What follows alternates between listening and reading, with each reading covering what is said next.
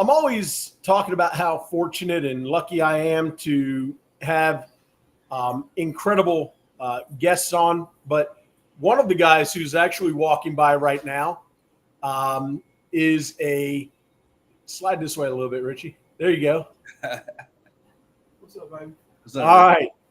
So I got Richie Barber here with me, who is my special guest, former hitting coach. And, they spent some good time together in high school. But for me, this is kind of a treat because when I met this young man, it was in probably one of the strangest places you can meet somebody. But I'm talking about Ryan Bliss, Major League Baseball player, collegiate standout at the University of Auburn, and just all around incredible human being. I can't wait to really get into the program and introduce Ryan to the world before the Major League Baseball Network gets to do it, and before NBC and ABC and Fox and all the rest of these big channels get to introduce them. So, Ryan, welcome to the program. It's good to see you. It's been a long time, but I'm glad you're here, my friend. Thank you. Thanks for having me. I'm excited about this. What an introduction. All right. So, Ryan, if you could think back to, God, it's been quite a few years. When we first met, you remember where that was? You'll have to take me back. You have to remind me. It was the weirdest place. Wasn't it at the it was at the nail salon, wasn't it? It was at the nail salon. Yeah, we were getting pedicures. Yeah. We were getting pedicures. That's right. We were getting pedicures at the nail salon. And then we remember that. And then we started having a conversation about baseball, and I found out that you and I had one extremely important thing in common, and we'll get into that in a little while, but we were both huge Red Sox fans. Mm-hmm. Now, it's hard these days to be a Red Sox fan. It is. It's very hard. It's one of those things where it's like I can't show it. Maybe it's back there, but for the most part, I got to stay more of I'm a Mariners fan right now. Big Mariners fan, so we got to stick with that. But at the time, at the place, and it was right. Absolutely. So, this show is all about family, faith, exploring the human side of people. And I'm very blessed because I get an opportunity to engage with super athletes, those who are in the 1%, right? Because I think a lot of, kids that have ambitions growing up to play sports always think about, like I did in my backyard, bottom of the ninth, 3 balls, 2 strikes, 2 outs, Game 7 of the World Series, and I'm facing the most fierce, competitor on, at the plate. And so, a lot of us have these images and these things that we go through, but I want to explore, the mindset of a super athlete, of, somebody like yourself who was able to achieve a dream that you set for yourself early on in life. So take me back to when baseball first became a passion. Yeah. I've been playing baseball since I was 3. I think at a young age is one of those things where you're just playing because it's fun. I mean, that's usually how it goes. I think it was around 13 years old it truly, truly became a passion. That was the first time I started playing like really, really competitive travel baseball. That was the first time I saw that I could probably continue to do this or want to pursue to continue to do this.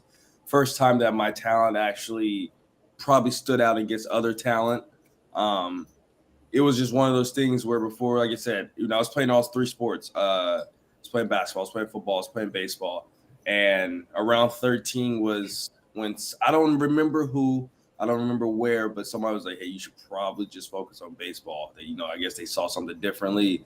Where at the time, I was just playing because it was fun. Like I said, I got to 13, and it was more of those things like, all right, well, I see that I really love this, and I see that I kind of want to do this for a long time. So I would say around that time. So your father was an athlete, yes, and a pretty good athlete. That's what he says. That's what he says. That's what he says. That's what he says. You know your father and your mother are going to be listening to this podcast. So yeah, I got my words. So how much of an influence? Because I know Rhonda and Isaiah very well, and I want to get into a little bit exploring about your childhood because, knowing your parents the way that I do, I see how they have the ability to have such a positive impact on your life and the things that they were involved in and how they kind of, made sure you were moving in the right direction, not necessarily pushing you, but making sure that they were there as a support mechanism. But going back to your father, how much of an influence in your sports life? I would say it's all the influence, honestly. He was always there. He was always willing to go put extra work in, willing to go practice, willing to talk about or argue about whatever just happened in the game. I think he made me to where my mind is now competitively. And, sometimes it's tough because I expect to go 6 for 6 every day. And I think when playing this game, I think if you all know baseball, that's just not going to happen. And with him, he's put that competitiveness, that fight, that willing to be the best. And I think I give a lot to him because that was a big influence. From a young age, he was always on me. Hey, this is how we do this. This is how we do that. This is what it looks like. How to be even a great person, a great man. I mean, the best thing he told me was like, I can't give you a lot or everything, but I can give you a good name, so don't mess it up. So that was a big one that stuck with me, and he just taught me so much throughout. And like I said, he has almost all the influence on my mindset and how everything goes. A lot of professional athletes, work extremely hard, and I know you're a hard worker. We talk, offline. I try to leave you alone during the season. Every once in a while, I get an opportunity to watch you play and, kind of talk about your raking and your defensive prowess out there in the field. But how much of your ability do you attribute to a God-given talent as opposed to having to work harder than everybody else? I know you're going to talk about, and a lot of professional athletes talk about, hey, I have to work harder than this guy or that guy. But how much of your athletic ability do you attribute to pure God-given talent? I mean, I think a lot of athletes would be lying if they said there's not a lot. I mean, to me personally, it's a lot. I mean, God-given talent. I mean, my speed, I've had that since I was young. Hand-eye coordination, I started with that. I may have worked on it to strengthen it, but I mean, it's a lot of God-given talent, and I just used that talent to work harder to make my talent better, if that makes sense. It makes perfect sense. Yeah. So, I'm not going to say I started from scratch and just built this. No, I didn't. I pray a lot and I thank God almost every day for the ability that he gave me. I mean, that's just it is what it is.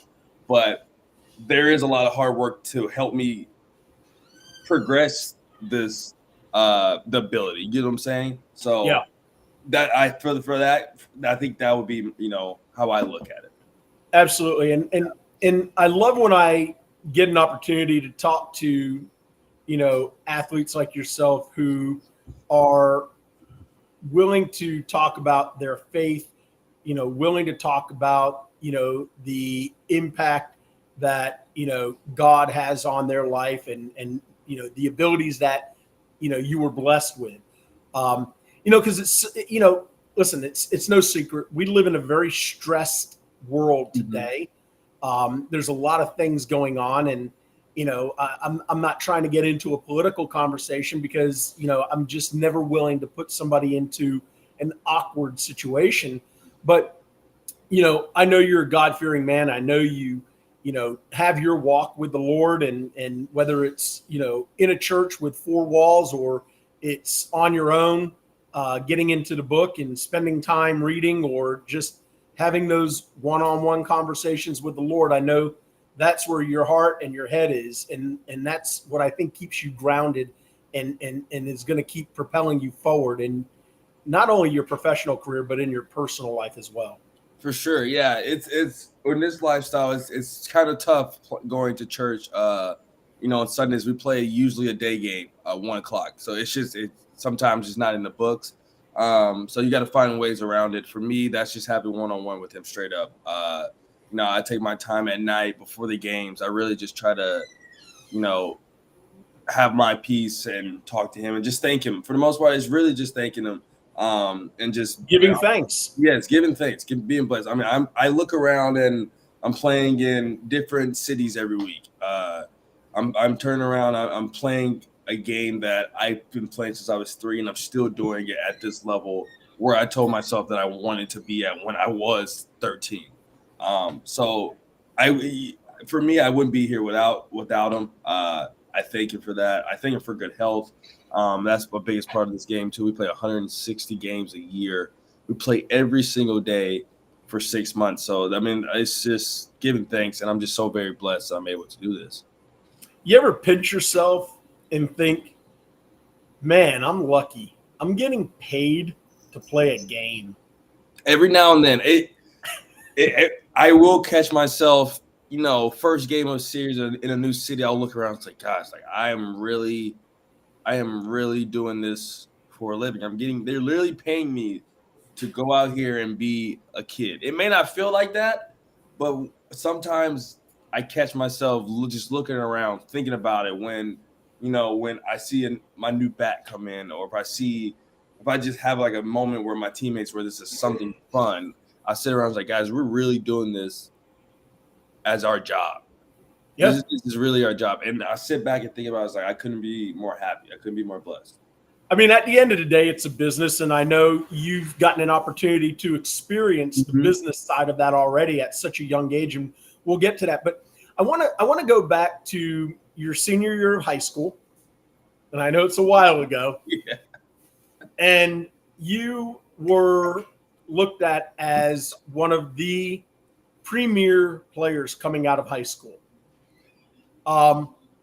You were slated to go into the draft, and part of the decision was, depending on what round you were selected and some other contributing factors, would have helped to make a determination as to whether you went straight to the major leagues or whether or not you accepted the scholarship that you were offered to Auburn University.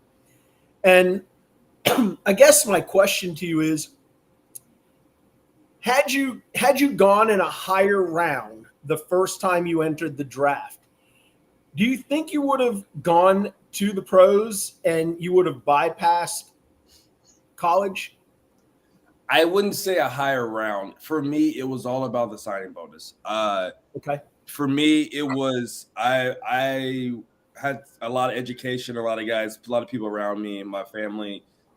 I didn't think it wasn't much about the round. It was more about, is this money going to be life-changing? Is it worth risking not going to college and getting 3 more years of school, 3 more years of experience for $200K? Like, was it, when you really think about it, and $200K before taxes, tax. So was it really worth it?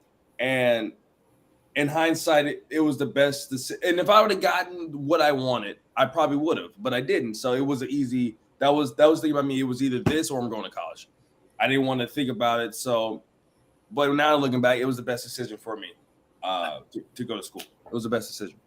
Absolutely, it was, right? Because look what it did. It set you up, and it gave you an opportunity to play at the next level and to hone your skills, to perfect your craft, and to become even better than what you were.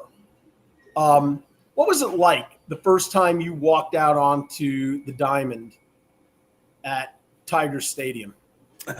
I remember it. It was the first time was in the fall. It was a fall ball game against Western Carolina.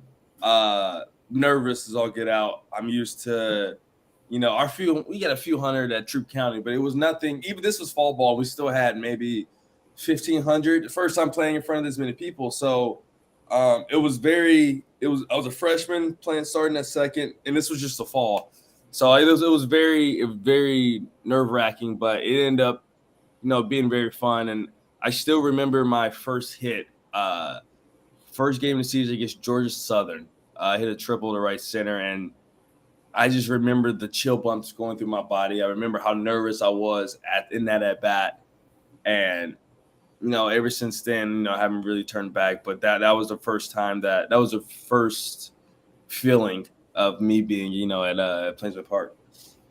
So throughout your collegiate career, you had some ups and downs. When things were not going exactly the way that you wanted them to go, what is it that you found yourself doing to get out of that cycle, to break that cycle of struggling and to get back on track? Was it, your faith? Was it, getting into the batting cage? Was it taking more ground balls? Was it conversations with your mother and father, with your friends, with your coaches? Was it a combination? What was it that helped you find your way out of the slumps, if you will? Yeah, I think the biggest thing for me that I was doing in college, but I think that now I'm in pro ball, I learned what exactly I was doing. It's a combination of a little bit of both, a little bit of things that you just said. It was, it was getting the cages, but the biggest thing for me was I got away from it. Baseball could be so hard. It's so much that you can get caught up in it a lot. It's every day. And I think for me, making the game the hobby and the interest that it was when I was little, instead of making it my life, I think that's when I learned to flip it. And that's when things started to get a little bit. Yeah, maybe I'm going 0 for 10. Maybe I hadn't had a hit in 2 games. Well, I used to be like, okay, I need to do this. I need to get in the cages, which I do. Don't get me wrong. Which I do. I get in the cages. I need to talk about this. I need to do this. I need to do that. All I would do was I would go to sleep thinking about baseball. I would wake up thinking about baseball. And next thing you know, it's just a continued cycle, and it just take over me. I think for me, getting away and remembering that baseball doesn't define you kind of helps you get through those times a little bit as well. Not saying you got to run away from it. You can't. Right. You don't run away from it. You don't run away from problems. You still put the work in. But at the end of the day, once you put your work in, the work is done. So it's sort of like in the movie with Kevin Costner, for the love of the game, where he says, clear the mechanism, right? Yes. And you just kind of block out that noise and you get into that tunnel, and it's a single focus. Is that a fair? Listen, I've never played collegiate baseball. I'm never going to play Major League Baseball. But, one of the questions that I've always wanted to ask a professional Major League Baseball player is, how do you block out that noise, the chaos, everything that's going on around you in order to be able to perform at an optimal level? Sean, I had this new saying that I've been saying this year, and I think it kind of goes great into the answer that I'm going to give you. It's trusting your training. So we do all this training, we do all this work, we play all these games. We start baseball in February, we don't into October. I mean, we're literally 6-7 months out of the year. We are playing baseball and we're hitting every day. We're fielding every day. We're throwing every day. Trust. So why would I not trust my training? I do all this training for what? For me to go out there and just not trust it.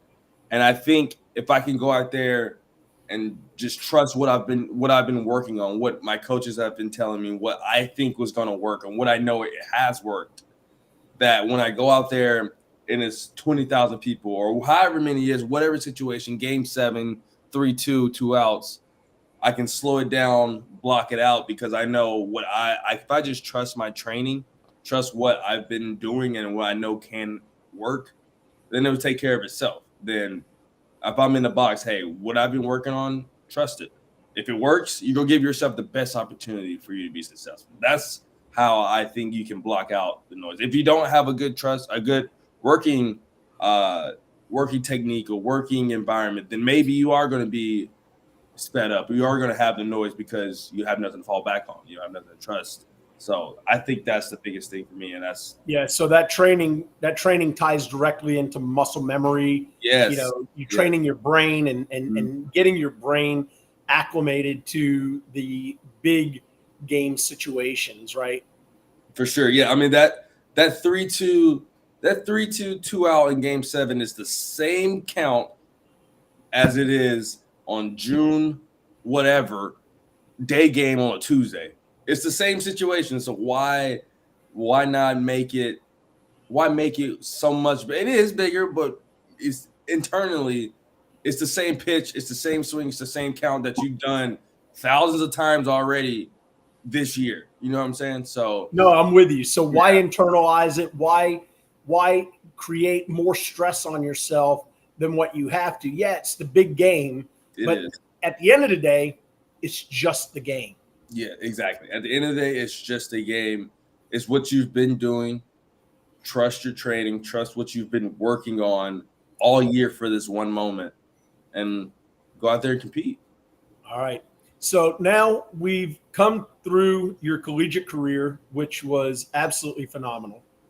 And, we've gone through one draft process, right? Mm-hmm. And my Boston Red Sox, who continuously break my heart, had an opportunity to draft you prior to you going to college. And as much as I would have loved to see you in a Red Sox uniform, because I know what your career is going to be, you made the best decision. Hands down, you made the best decision. No ifs, ands, or buts about it. If you were my son, I would have encouraged you, go to college, get that education. You never know what's going to happen, during a game, off season, whatever it is that could, negatively impact your future. But, you get that education. It's always with you, right? For sure. Okay.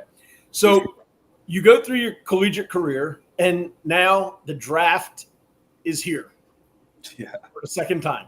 Uh-huh. All right. So if I mention the name Jed Fabian, does that have any meaning to you? If I'm thinking about the same guy, that's the guy from Florida who went to the Boston Red Sox. Well, who was drafted by the Boston Red Sox and never signed with them. That is right. Yeah, I forgot he never sign. He did get drafted by him, yeah. Okay.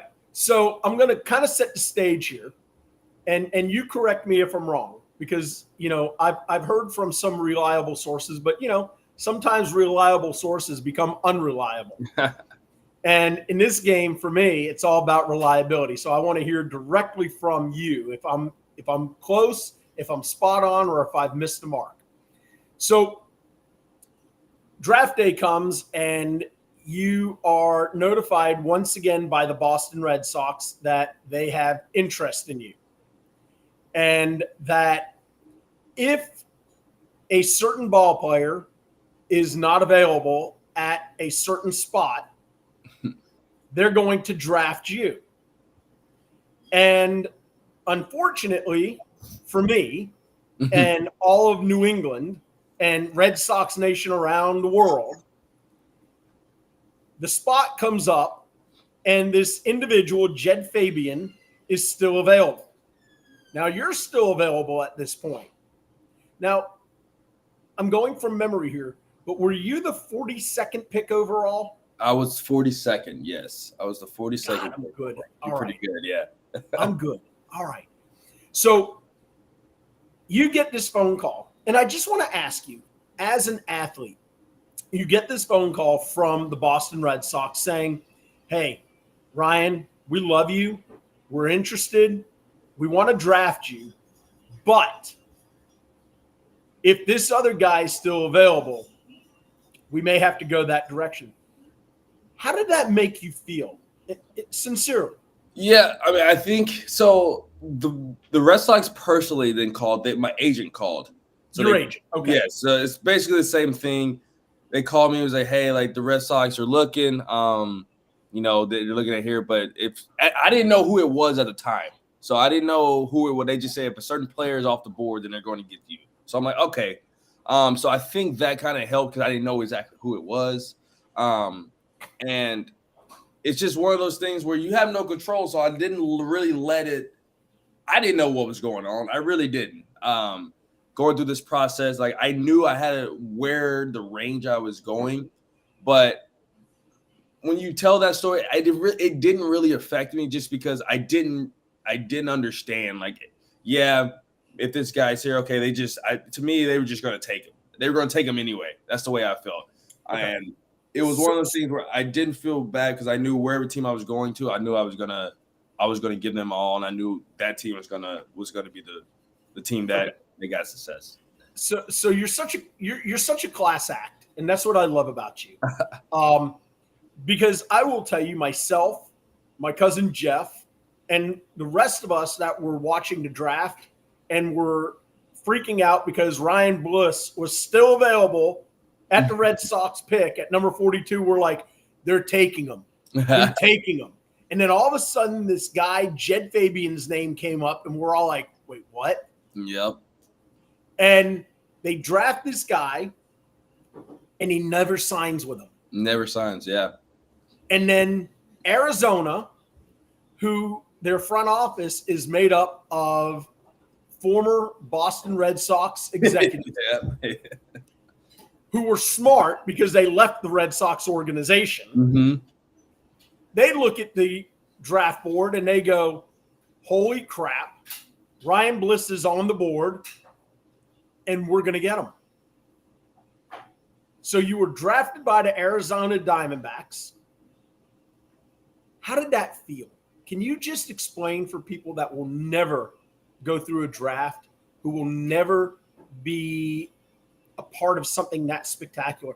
What did it feel like to get a call from your agent and or from the general manager or the president of baseball operations from the Diamondbacks saying, congratulations, Ryan, you're a Diamondback? So I don't think a lot of people know. You actually know you're getting drafted before it comes on the TV. So that's one of the things. So your agent calls and he's like, hey, D-backs, they're going to draft you. X amount of money, signing bonus, yes or no. You basically yes or no. And I was like, yeah. So you kind of know. So when I got the call, I was like, oh my gosh, this is happening. But the feeling you get seeing your name come across the TV on whatever draft day, whatever sport it is, the feeling is so breathtaking. It's chilling. You feel it going from your toes all the way up to your ears. It's amazing. It is what you've been dreaming of, to hear your name being called and knowing that you're going to a whole different new lifestyle, and the lifestyle that you want to live. And it is one of the most spectacular things that I think you could do in any sport, obviously. In any sport, is getting that, seeing your name and getting that call coming across the TV. It is pretty surreal. So when your name came across the screen, Ryan Bliss, Arizona Diamondbacks, did you cry? I personally didn't cry because all I could think of was it's time to go to work. Did Rhonda or Isaiah cry? I know for a fact my mom did. I know for a fact she did. My dad may have. He didn't show me. He may have behind closed doors, but yeah, I know my mom did, and I'm sure my dad did behind closed doors, but I didn't see him personally. So you're drafted by the Diamondbacks. You say to yourself, it's time to go to work. Mm-hmm. So I happened to be out on the West Coast and found out that you were in Arizona playing a game. And I said to my wife, I'm not coming home. I'm taking an extra day and I'm going straight to Phoenix. And I'm going to go see Ryan play in, I think at the time you were in high A ball, if I'm not mistaken, when I came and saw you. Yes. So you were in high A ball. I got a chance to come out there and, left you alone other than when I first got there, said, hello, how are you? And, let you do your job. Because at the end of the day, no matter how big of a fan I am, I have to respect the fact that this is your job. And, I can't have people coming to my place of work and being like, hey, Sean, that's your place of work. So you play high A ball. You matriculated from high A to double A pretty quickly. Yeah. Within I was in high A all of last year, which seems like since from this year, we'll get to it, but it seems like that was 4 years ago. But all last year I was up in Hillsboro, Oregon in high A ball for the whole year. So so to see my progression, some would say that it is pretty quick, and it's been a blessing ever since, and I'm just happy, continue to learn each step by step. So you start raking in double A ball. Incredible stats. I mean, you're 360, 370 batting average. I mean, you're raking, man. You're hitting for average, you're hitting for power. Your defensive play is outstanding. And you get the call that you're going from double A to triple A, right? One step below the bigs. Mm-hmm. How did that feel? Because, I mean, I know getting drafted is a spectacular feeling, but now all of a sudden you matriculate pretty quickly from high A to double A to now you get the call you're going to triple A. Yeah. My experience was kind of different because I was headed to Seattle, and the day I was heading to Seattle, they told me. So I was so caught up going to Seattle that it wasn't like I'm going to AAA, because I had to worry about the futures game first. So that experience was definitely different. But on that plane ride back, I was like, oh, I'm not going back to AA. I'm like, I'm literally one call away. I am whatever happens up there away. I am one call. I'm literally, like I said, I'm one call away from getting to the bigs, and that right there is what anybody can ask for, and to see the hard work pay off has been tremendous. So you talked about going to Seattle. Mm-hmm. So Jerry DiPolo is I think he's one of the most underrated GMs in the game. Guy is incredibly smart, has made some incredible deals. So a call comes in at the trade deadline, and Seattle says, we want to make a trade. Yeah. And we are looking at a couple of your minor league baseball players and possibly somebody who's on the big team right now. Mm-hmm. I know you had a lot of friends in the Diamondback organization. So you get a call from your agent, or you get a call from somebody within within the Diamondback organization saying, hey, Ryan, you're being traded to Seattle. Yeah. What went through your mind? Dang, I got to move again. That's the first thing. I had just got to Reno that week, and I just unpacked everything, settled in. Like, finally, I get to, because when I got sent up to Reno, I met the team in Vegas, and then went straight from Vegas to Round Rock. So I had literally my whole closet and baseball stuff just in the hotel. I had everything. So when we finally got back to Reno, Nevada, which is AAA for the D-backs. I finally got into the house that they're providing, and I had just unpacked. I was like, okay, good. I got back, settled. I'm ready to go. And I remember it was a Monday on the off day after a Sunday game.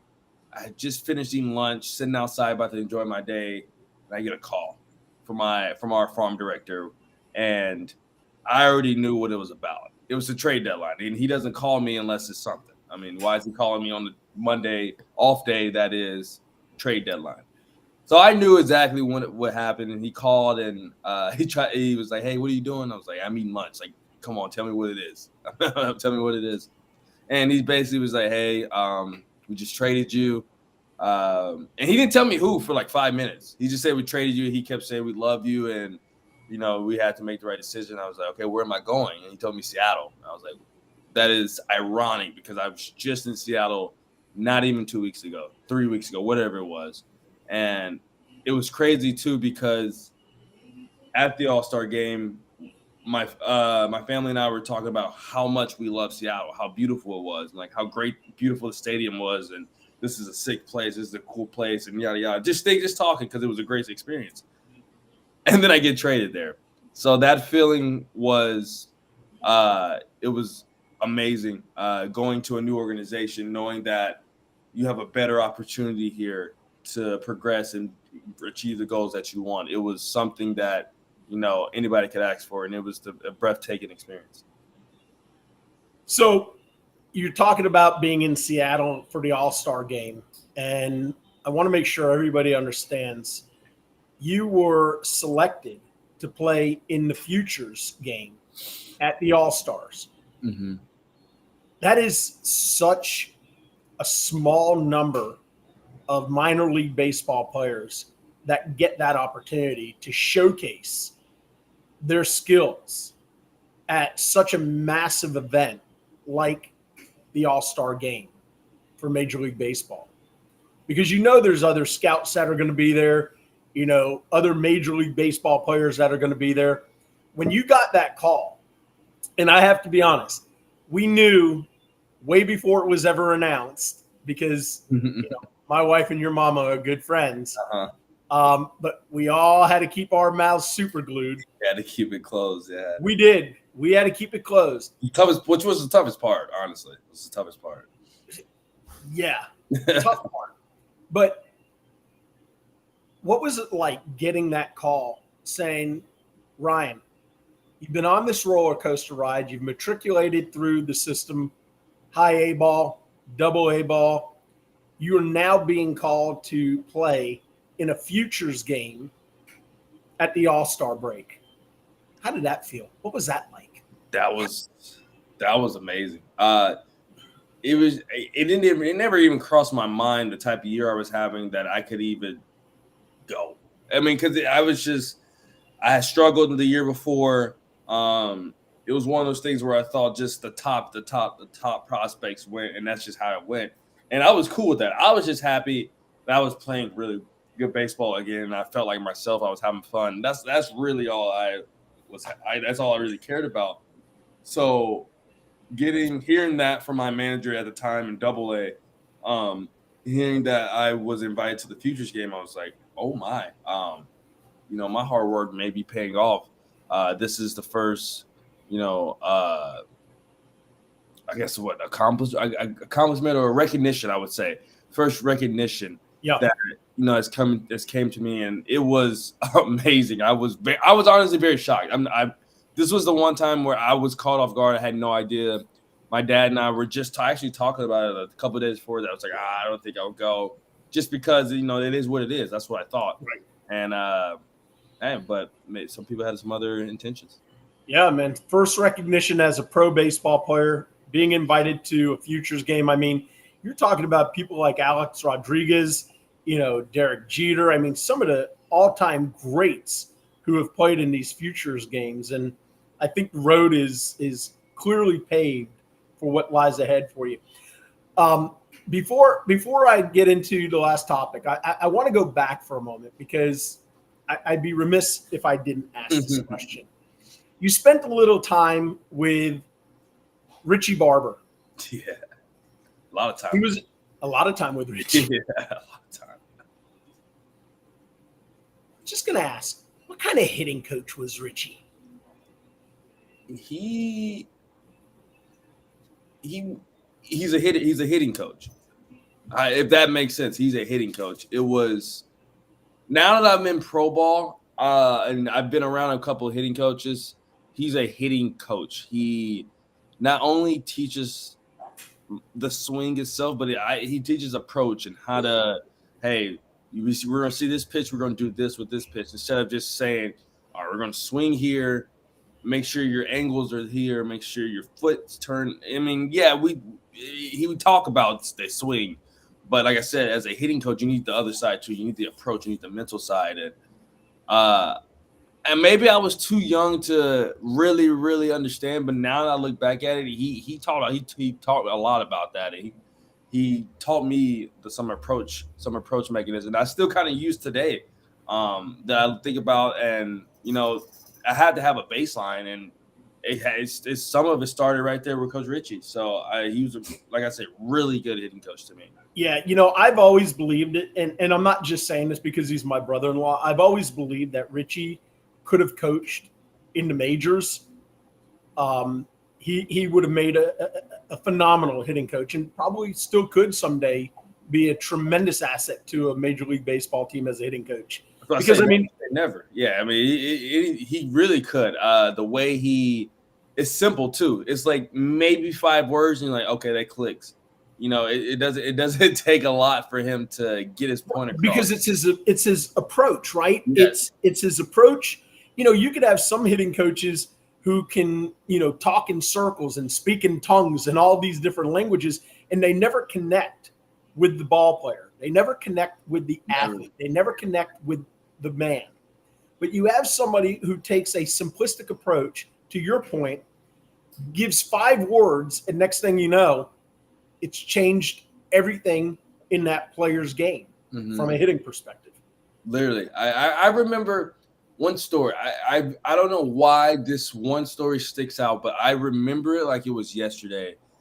I don't know. It was high school. I probably was 0 for 4 or whatever, and was mad at myself or whatever. And I remember after the game going into the cages to hit off the tee, and it was just me. I've been there for a couple minutes, whatever, and I was just trying to figure it out. And I guess Richie heard somebody swinging. He comes in there and was like, "Hey, what are you doing?" I was like, "I got to figure this out. Got to swing." And I remember this. He was like, he literally said, "Sometimes the best idea is to not overthink." And he just walked out like a ghost. It was like a movie. I remember it. And I just sat there thinking, I was like, maybe I should just not worry too much. And that's probably where some of it started, what we talked about earlier. Right. Because I think it was maybe one game. I think, and at the time I was stressing. But it kind of made me think, this is baseball. I'm going to play tomorrow or whatever that time the next day. But yet little stuff like that, he connected with you. He cared about you. And it only took literally a couple words for him to get his point across. And I love that about him. And he was, on top of all that, amazing BP thrower. Top BP thrower. He's one of my favorite people. And if there's any Major League Baseball teams listening to this podcast right now, there is a fantastic hitting coach who is down here in LaGrange, Georgia, who is available and deserves to be in the pros. All right, that's all I'm going to talk about Richie Barber, because if I keep talking about him too much, his head won't fit through the door. Yeah, it would be too big. All right, get too big.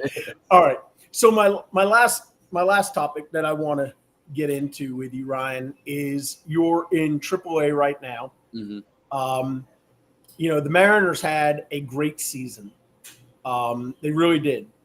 They were in it, all the way through.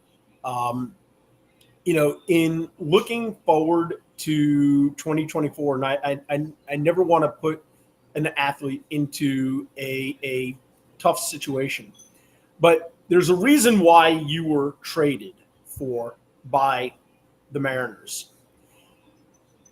Any indication as to what the plan is for you in 2024? Did you get an invite to spring training? Are there plans for you to be the shortstop of the future, the second baseman of the future? Because I know you play both positions extremely well. What are the plans for Ryan Bliss in Seattle? So I don't know truly the plans, and I probably if the season just ended, I'm still playing in the fall league, so a lot of things are still happening. I think we'll know more as the offseason continues, but hopefully, the end goal for me is to get an invitation to spring training and just be in a situation where I know I can compete for whatever role that they want me to do. If that's playing second, I just want to be able to have a chance to go compete for that job. And whatever happens, happen after that. But I just want the opportunity in spring training to go out there and be able to compete. So we'll see. 2024 could be very special. And, I'm just going to take it day by day and, see what happens. All right, I lied to you. I have one more topic because if I don't broach this topic, I know it's going to happen. All right. And I don't want the wrath of Rhonda. Your mother is one of the most special people that I know. She's this dynamic personality. She lights up a room and she is larger than life. I'm a huge fan, but your mother, no doubt, hands down, has to be your biggest fan. How much of an influence does your mother have on your everyday life and in your professional life in keeping you grounded? Yeah, she's amazing. She's awesome. She's been there since day one, and she'll always be there. I remember the long 2-hour trips up to Atlanta during travel balls at 8 a.m. in the morning. It would be me and her. My dad would be right there as well. It'll be all of us, and we'll just go. And she's somebody I talk to every day. Call if something's going wrong, or if I just feel off. I give her a call. It gives me a sense of home, or gives me a sense of just that's that mother. That's the mother in her, and she's been awesome, amazing person. I love her so much. All right, man. So look, I wish you nothing but the best because you are the best. You're a great young man. Going all the way back to our first meeting, sitting in a chair at a nail salon, getting pedicures, talking baseball, not realizing really just how spectacular a journey you were about to embark on. Yeah. And what's been amazing for me is your willingness to remember where you come from and to be willing to always respond to the little people out there. And I think that's what's going to allow you to become one of the household names in Seattle. Or if by chance, I don't know, my Red Sox wake up and recognize, holy crap, what did we do in missing out on one of the most spectacular upcoming young baseball players who could fill some desperately needed holes that we have? Look, I don't want to see you get traded again. I want to see you have a spectacular career in one place. But if I could see you get traded to the Red Sox, I'm all for it. They got to get a general manager. They got to get a president of baseball operations. And what's been really interesting is how many people have actually voluntarily taken themselves out of contention. Yeah. GM or president of baseball operations job. I mean, this went from, in my opinion, a world-class, first-class organization to one now that, is at the bottom of the barrel because they don't want to spend the money. They are too quick to point the finger at everyone other than themselves as an ownership team for, preventing, their GMs and their presidents of baseball operations from doing what needs to get done to put a first-class, world-class championship team on the field. Yeah, I've actually seen that. A couple of people have actually said, no, I actually don't want the job, which is surprising because it's one of the well-known MLB teams, organizations around. It's the Boston Red Sox. I mean, who doesn't know the Boston Red Sox? So that's the crazy part to me. And like I said, and to say that again, it's the Boston Red Sox. So I'm sure they're going to be fine. Like I said, and you mentioned it. Maybe business is business. We'll see what happens. That's what everybody's like, how's it? Oh, we hate that you left. I was like, hey, business is business. I'm a Mariner now. And we'll see what happens. We're going to ride this wave. Well, I'm excited to see you. I hope I'll be one of the first 5 or 10 phone calls or text messages that you'll send out when that invite to spring training comes, because I promise you, are they down in Goodyear, the Mariners, or where? We're in Peoria. Oh, in Peoria. Yeah, so like 15 minutes from Goodyear, over that way. But yes, we're over in Peoria. Well, I promise you, you get that invite to spring training, I want to know, because Jill and I promise you, are coming out there and we're going to spend some time and watch you play some spring ball and get you ready to be in the majors next year. All right, you will be. I will send you a text message hot whenever I get that call.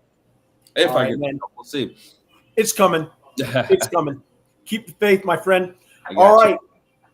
I want to thank my very special guest, Ryan Bliss, for taking time out of his day on a Sunday to sit down with the Georgia Gentleman podcast and to kind of rehash a little bit about life, to explore family, faith, his journey to Major League Baseball, and dare I say one day, immortality.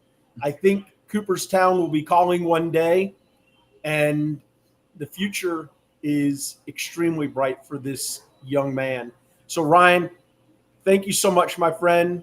Great to see you. I wish you nothing but the best in your future endeavors. Yes, thanks for having me, Sean. This was amazing. Amazing to talk to you. And, yeah, thank you so much. We'll talk soon. All right. To everybody out there who's tuned in, logged on, and hung out with us just for a little while, thank y'all so much. I'll be back next week with another fantastic interview. We've got some great Hollywood actors. We have some great philanthropists, professional athletes, and just great human beings in general getting ready to come on the podcast in the coming weeks. So until then, remember, be good to yourself, but more importantly, y'all be good to each other. Take care.